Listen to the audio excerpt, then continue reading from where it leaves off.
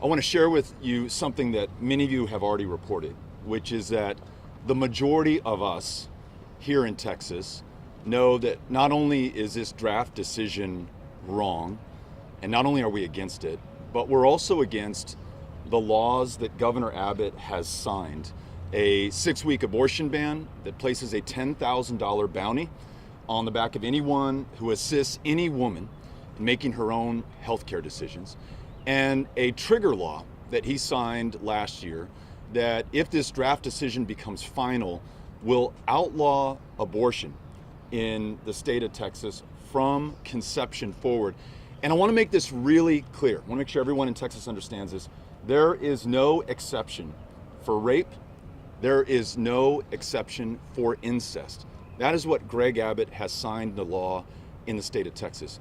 Some of you reported a University of Texas poll that came out yesterday, I believe, that shows that fewer than 20% of our fellow Texans across the political spectrum, across the 254 counties where all 29 million of us live, agree with this. Fewer than 20% agree with this extremist position that the governor has taken.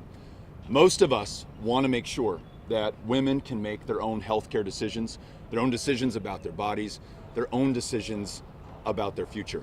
We don't need to read a poll, though, to know that. I have traveled to every one of these 254 counties. I've traveled to many of them over just the last 6 months. And whether I'm here in Austin or Houston or Dallas or my hometown of El Paso, or whether we're in Canadian Texas or in Polk County or Comal or the Rio Grande Valley, all of us as Texans know that these laws that Greg Abbott has signed are wrong. They also, and this is really important, they know that it's not enough to know that they're wrong. It's not enough to be frustrated or angry or to complain about this. We have to do something about it. We have to overcome this. And the one way, with all certainty, that we can overcome this is to win political power, because at the end of the day, this is what it's about. If it were about life, then the governor would have done something about child protective services. 30,000 kids in the foster care system in the state of Texas, the worst run foster care program in the United States of America, bar none. Last year, you all reported more than 100 children in the custody and care of the state of Texas lost their lives. Hundreds more were trafficked. This situation, in the words of Judge Jack, has gone from bad to worse since Greg Abbott has been governor. This is not about life. This is about control. This is about power. This is about controlling the lives of the women of Texas and taking power away from them. The only way to get this back is to win political power and then give that power to the people of the state of Texas. That's why I'm running for governor. It's why there are so many people who are with us today in this fight. It's why, since we launched this campaign on the 15th of November, we've had the largest number of Texans sign up to become volunteers, to knock on doors, to make phone calls, to meet the voters who will decide the outcome of this election. And folks, we are not waiting to get on those doors for September or October during early voting. We're on those doors right now. In fact, we will have our largest door knocking weekend of action this very weekend in response to that draft decision and these extremist policies from Governor Abbott and the Republican majority in the legislature. In addition, y además, this weekend, Saturday, in Houston, Texas, at Discovery Green at 11 a.m., we are calling on all Texans of good conscience, be they Republicans, Democrats, or independents, wherever they live in this state, to join us in Houston at 11 a.m. We are going to rally, we are going to organize, and we are going to fight, because when we fight, we win. Last thing that I want to tell you is the reason that I know that we can win in this election, and that I can be the next governor of this state to work with these extraordinary leaders and with the people across the state of Texas to ensure that every woman in this state makes her own decisions about her own body, her own health care, and her own future, is because of the work of those that you're about to hear right now. These are the Texas leaders who've laid the ground, who've made sure to call attention to these extremist policies from Greg Abbott and the Republican majority in the legislature. They've been the ones on the front lines fighting for this, whether it was politically popular or not, to make sure that each and every single one of us, especially the generations coming up, understand what's at stake and the true cost and consequence of keeping current leadership in office. The reason that I know that we can win is because of the people that you're about to hear from, none more so than our next speaker, Wendy Davis. Wendy. Thank you. Thank you so much. It's a privilege to be here to speak with Beto and these other amazing state leaders today. I want to focus us in for a moment on the reality that people are waking up to in Texas every single day right now. We already know the horrors of what it looks like for Roe versus Wade to end. Under Senate Bill 8 and the 6-week abortion ban that it has put in place, and the more than 8 months that we've lived under it, people wake up to the reality of an unwanted, unplanned pregnancy and the inability to do anything about it. We understand that we are becoming a state that is leading the way on what will likely be the future in probably 26 states across this country. That depending on how much privilege you have, how much money in your bank account, you will have different rights than other people in this country. It's poignant that we're standing in front of the Texas Capitol, because on top of that Capitol is the goddess of liberty. And yet, we live in a state and we find ourselves in a country and with a Supreme Court that no longer believes that we are born with inherent, inalienable rights, liberties, and freedom, but instead that those are things that are granted to us by government and government alone, and that government can take them away at their whim. I'm supporting Beto O'Rourke to be our next governor because he understands how important our freedoms, our liberties, our autonomies over our own bodies are, and how essential that is to living not only our best and fullest lives, but to creating the best and fullest Texas and best and fullest country that we can have.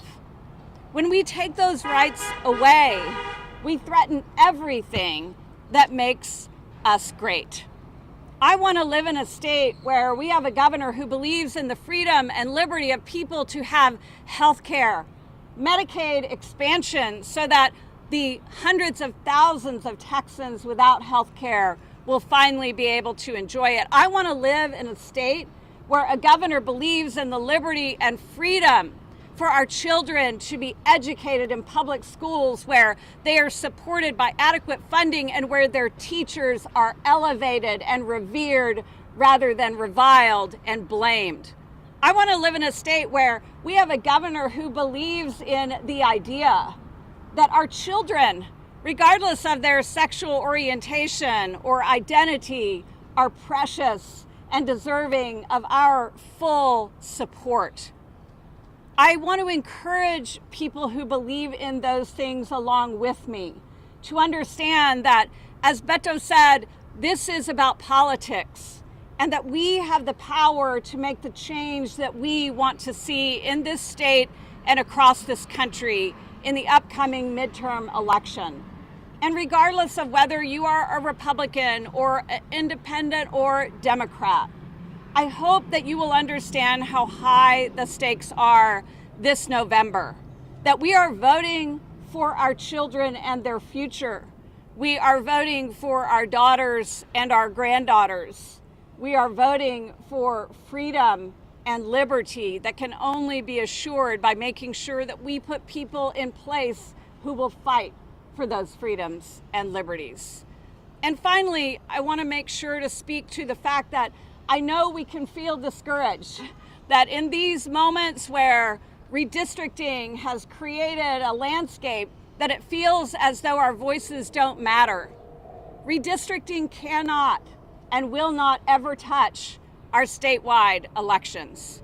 And so no matter if you live in blue Austin, where I live, and you think you're pretty well taken care of because you've got a Democratic elected Senate and House and Congressperson representing you, your voice is needed in this statewide election. Your voice is needed now more than ever to elect Beto and every other Democrat down the statewide ballot.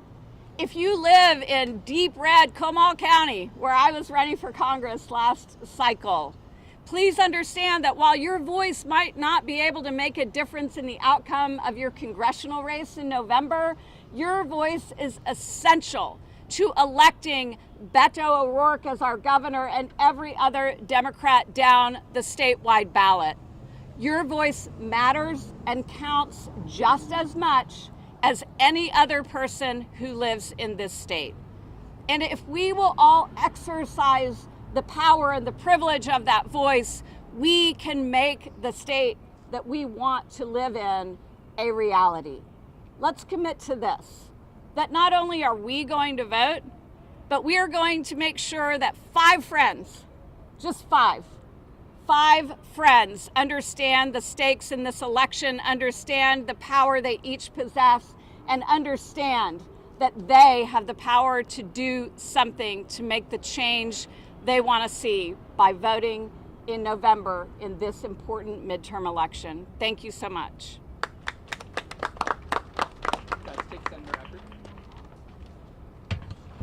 Thanks so much. First, I want to speak to all Texans of any political persuasion because I think that we all agree that we have inherent powers and inherent rights, and that we don't elect officials to come and serve in this building to give us our rights. We elect them to protect our rights. And we certainly don't elect a governor to destroy our rights. I think that is something that every Texan agrees upon. And now I want to speak specifically to Texas moms like myself. I know you're upset right now. I'm upset. And I know you're scared right now. I'm scared. And my stomach is in knots, just like yours.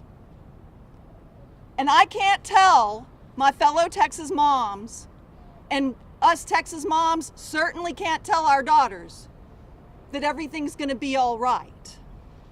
Because this is not all right.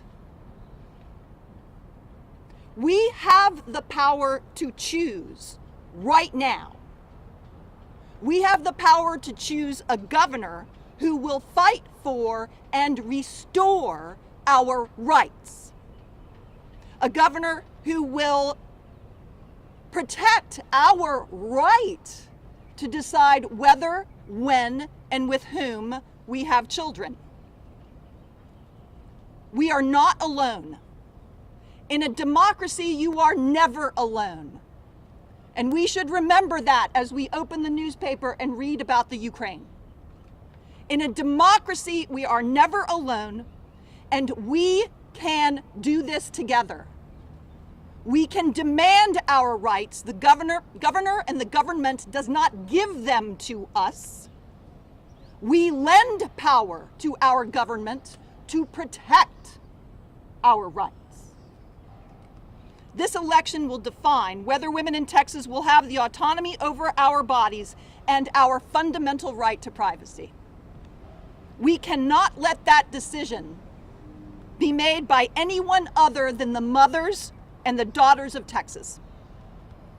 We will always have our voice, and we will always have our vote. So let's go out there and use it, and as Wendy said, find 5 others. Find 5 others to take to the polls. Your daughters, your sons, your sisters, your brothers, your husbands, your fathers, your mothers, your co-workers. Do not be afraid if they are from another party, because everyone in Texas believes in our human rights and that the government does not give them to us. Its job is to protect them.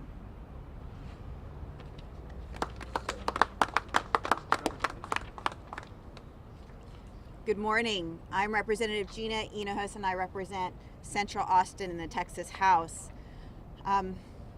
The morning after the draft Supreme Court opinion was made public was a regular weekday morning. I took my son to his elementary school, and I saw a bunch of little girls running around.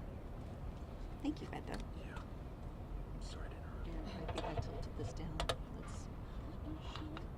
Thank you. Thank you, guys. I saw these little girls and I was struck by a wave of emotion. Roe v. Wade was decided in 1973, the year I was born. My whole life, my whole world has been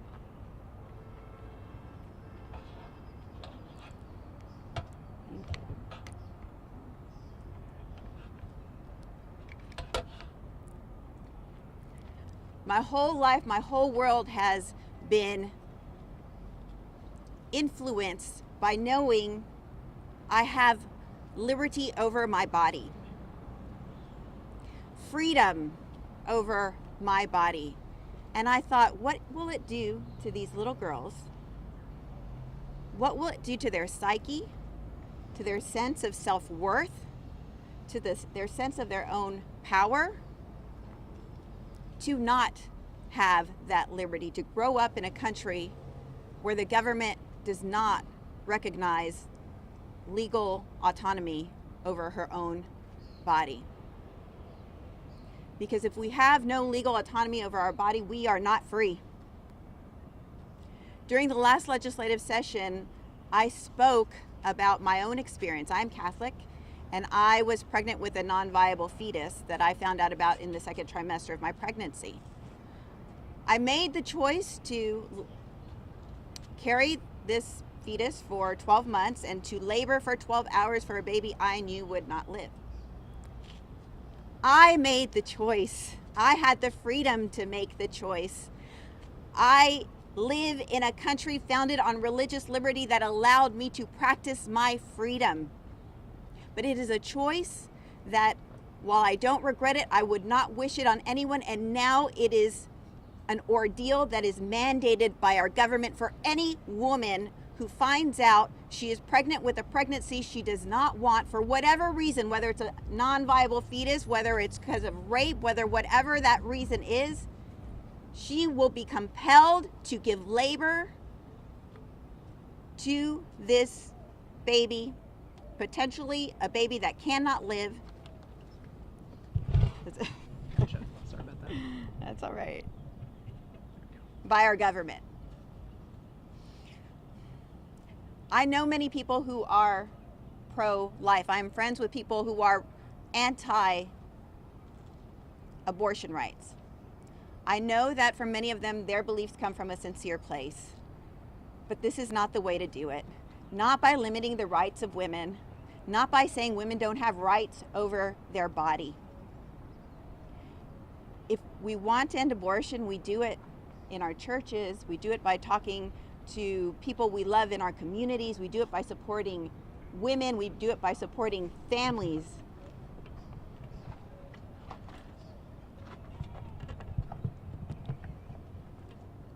Thank you. We don't stop abortion by government mandate. This morning I was dropping off my son again at school, and I was walking to my car with another mother, and she asked, "What's happening? Are there rallies? I feel like I want to do something. I feel powerless." And the truth is, as every speaker who has come before you today has said, we have all the power here. The power to change this is completely within our hands. The thing I did after the decision was made public, the draft decision, Supreme Court decision was made public, I went online and I Googled volunteer deputy registrar class, and I took an online course that was about 20 minutes long, and I took the test. You need an 80 to pass. I got an 84.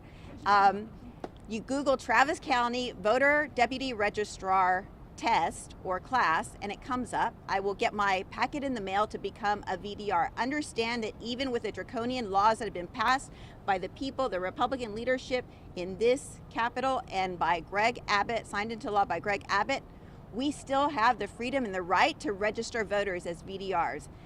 This is something that we can all do, and we can all ensure that our communities vote. Because in the end, we need a governor. We need to vote for Beto. We need a governor who does the work and the will of the people of Texas and not those of the special interest. Thank you. We have Diana. Hello, I'm Diana Limon Mercado, the Executive Director of Planned Parenthood Texas Votes. Let's be clear.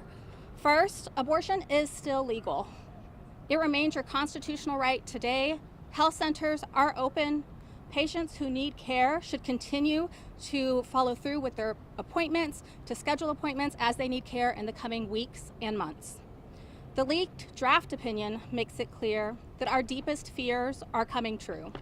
The reality that Texans have been facing for 8 months on the ground, where most patients are forced to travel out of state and forced to carry a pregnancy to term against their will, could soon be a reality for the rest of the country. Texas patients have been shocked, devastated, and traumatized. When a patient goes for an appointment, they come knowing that there is already a significant chance they may not be able to get care anywhere in the entire state. The 6-week ban has put access out of reach for most patients. They are in crisis, they are overwhelmed. From having to navigate the existing restrictions, like 24-hour waiting period, mandatory sonogram, and dozens of other restrictions, now they have to navigate all that while making a decision about their health care and their future, getting time off from work, trying to secure funds for their procedure, finding childcare, and navigating logistics to travel out of state for multiple days. Since the 6-week ban has been in place, Colorado Planned Parenthood health centers have seen a 1,000% increase in patients coming from Texas.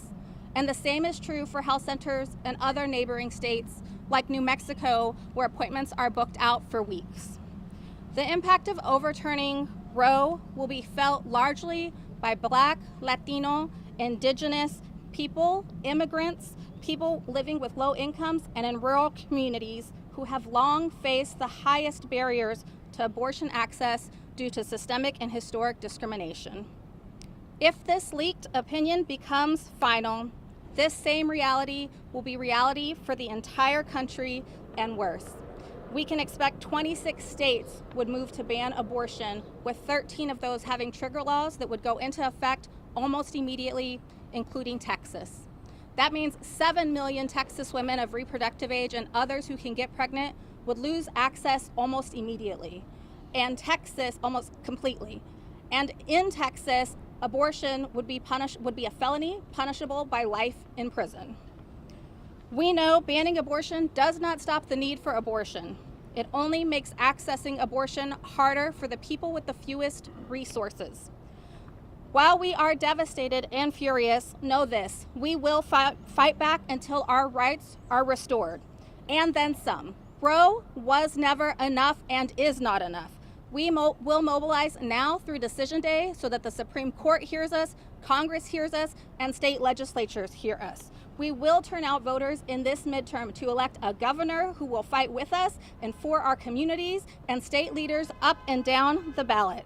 We won't stop until every single person has the rights, freedom, and access they need and deserve. Count on that no matter what. Thank you.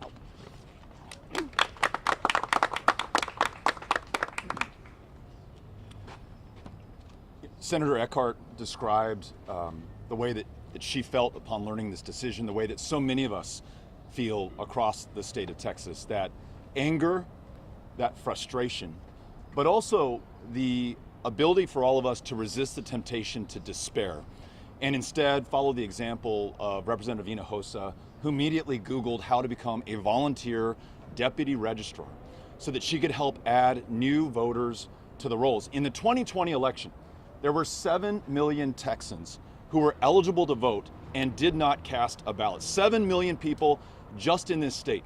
There is a majority out there that supports all the things that Wendy Davis was talking about: funding for our public schools, jobs that pay a true living wage, expansion of Medicaid, and protection of the right for an abortion in the state of Texas, and ensuring that those in this state are able to fulfill their true potential and their true promise. We just have to go out there and find those future voters and invite them into this democracy and make sure that they participate in this next election and win political power. That is the only way to overcome this. I want to make it really clear. No one is riding to our rescue from somewhere outside of Texas into this state to save the day. This one is on us. It is on each and every single one of us. And I like those odds. And let me tell you why. Prior to 1973, abortion was illegal in the state of Texas.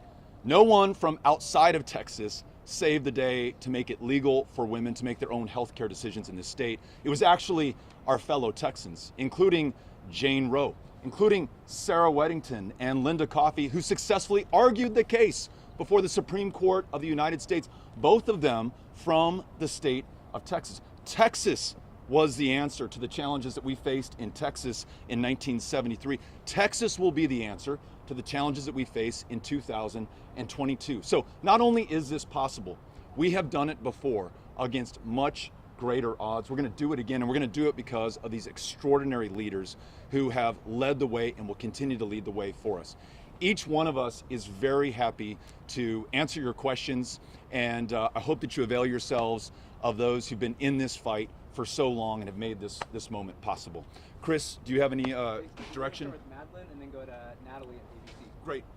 Hi, I have a question for you, Beto. I wondered if you could speak to this idea that now other precedent decisions, other landmark decisions are at risk. Specifically, yesterday, Governor Abbott said he wants to resurrect the case that said states have to provide free public ed to all kids, including those of undocumented immigrants. The logic in this draft court decision is incredibly dangerous.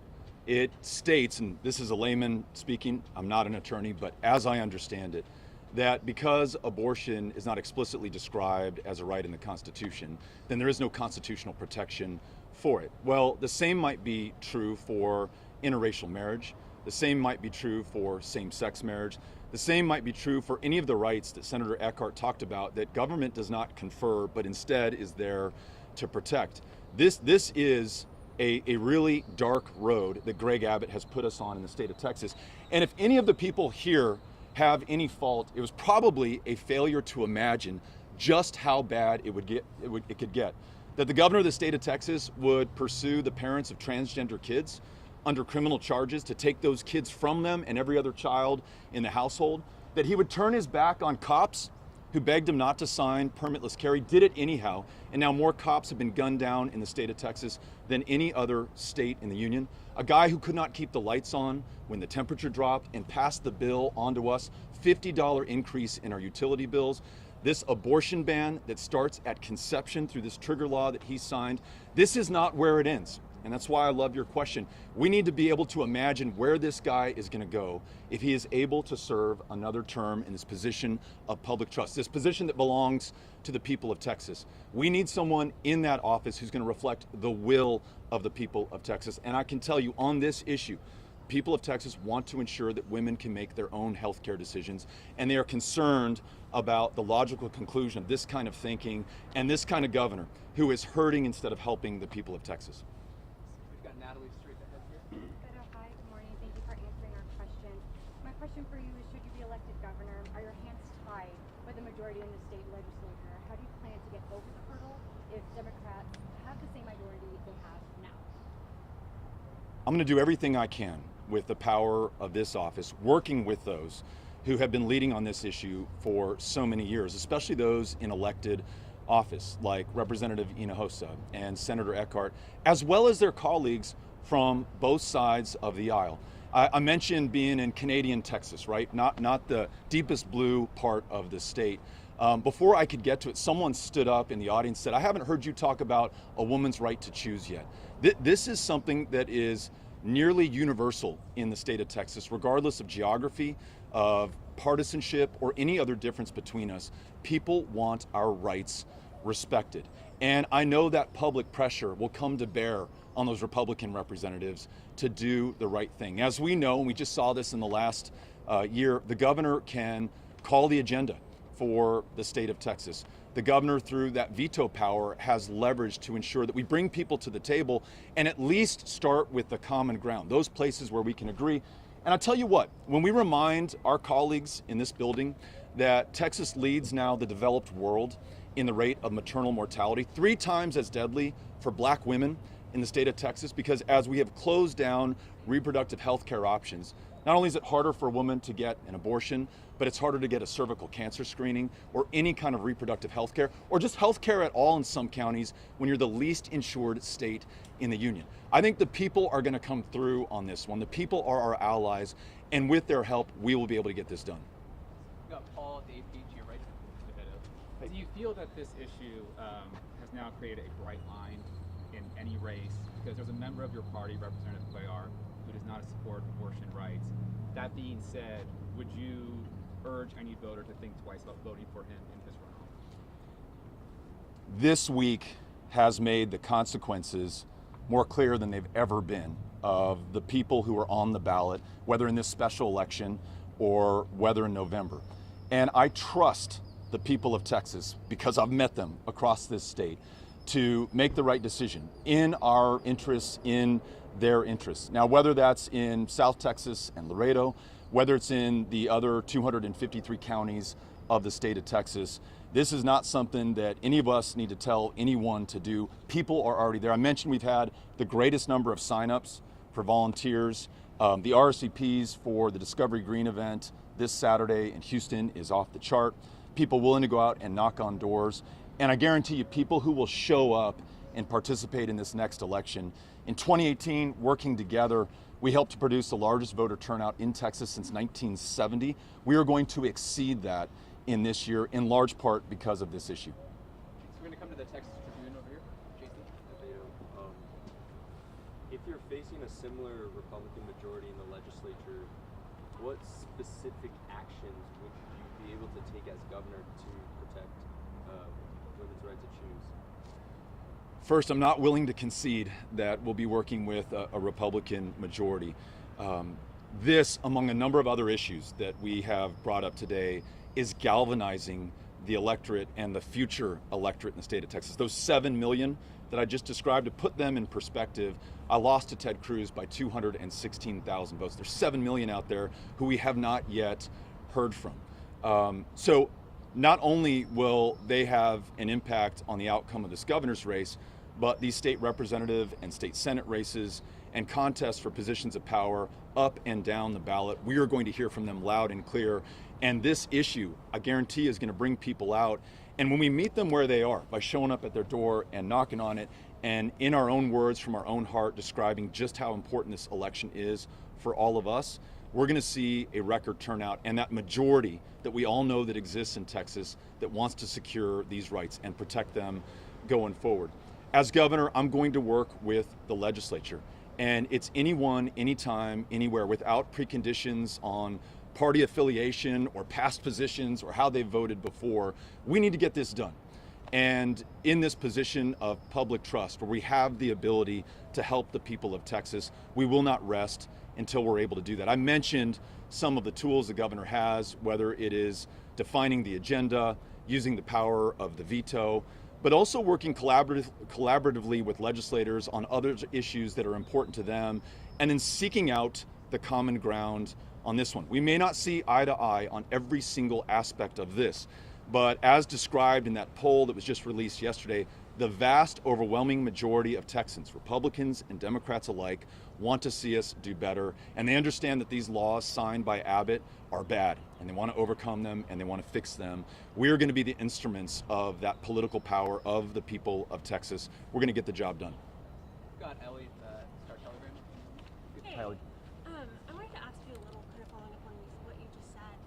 What, and perhaps Senator Davis too, having been in the position of having run for governor before, what specific role do you see this issue, this draft opinion, and the eventual final opinion that could come depending on where it falls, playing in the governor's race in terms of swaying it one way or the other in your favor or otherwise? What role do you see this particular issue of Roe v. Wade and abortion rights playing? I'll briefly answer, and then I would love Senator Davis to provide her answer.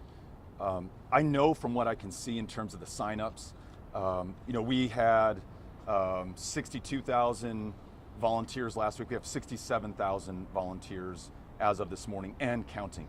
And again, these are people who aren't just retweeting or posting on Facebook or showing up to a rally or an event. These are people who just signed up to grab a clipboard and go knock on the door of a complete stranger and have a conversation about this specific issue. That is really powerful. And we can come up with the most brilliant television ads. We can raise, tens of millions of dollars. We could say the most brilliant things. Nothing is as powerful as a volunteer, another human being showing up at your door and having a conversation with you about the thing that matters most to you in your life. That is transformational, and that's how we're going to win. So this is going to have a significant bearing on the outcome of this race, certainly in our favor. And when I say our favor, it is those of us who believe in the United States Constitution, who believe in this democracy, who believe in our rights and want to see them protected. Anecdotally, we are hearing from Republican after Republican who said, I don't know if I was going to be able to bring myself to vote for you in this race because of this or that issue, or because I've always voted for Republicans and never voted for a Democrat. But after this decision and understanding the stakes and thinking about my granddaughters, I'm with you in this one.